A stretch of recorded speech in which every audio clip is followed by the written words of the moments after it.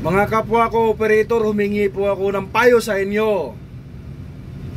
Kasi may problema tong itong crane na hawak ko na Tadano na 80 tons. Ngayon, yung CPU niya wala na, hindi na makikita, black na. So, pagdating ko kasi dito, galing ako ng Maynila, pinadala ko ng Iloilo. So, pagdating ko dito, yun, tiningnan ko agad yung crane. Dati kasi may lumabas dito na yan, may lumalabas dati dyan na CPU. Ngayon nawala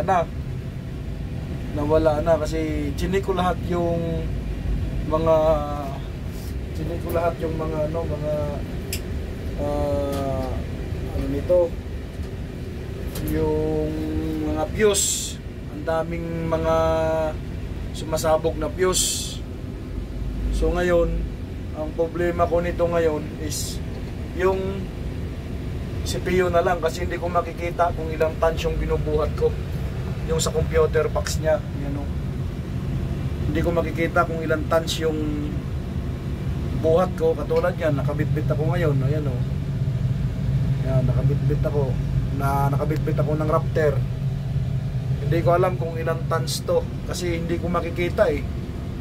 Hindi ko makikita yung yung capacity doon sa computer, kasi hindi na makita, black na. Ngayon, kung anong pwedeng gawin, papalitan ba CPU, kung kaya pang gagawa ng paraan, kasi wala na talaga, wala na akong makikita. Gumagana. Ang problema, hindi ko alam yung ilang tons yung binuhat ko, hindi ko makikita, hindi ako makapag-reduce ng ng load. Yan. Kaya kung sinong marunong dyan, kung palitan ba ng CPU, kasi pagdating ko dito, galing Manila, tinignan ko yan CPU may nakalagay dyan eh. Yung CPU na yan. Buti nga ngayon hindi lumabas eh.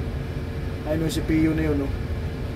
Buti nga ngayon wala na, kasi lahat ng fuse pinangpapalitan ko. May 5 amperes, 15 amperes, 20 amperes, may 1 amperes yung sumasabog na fuse.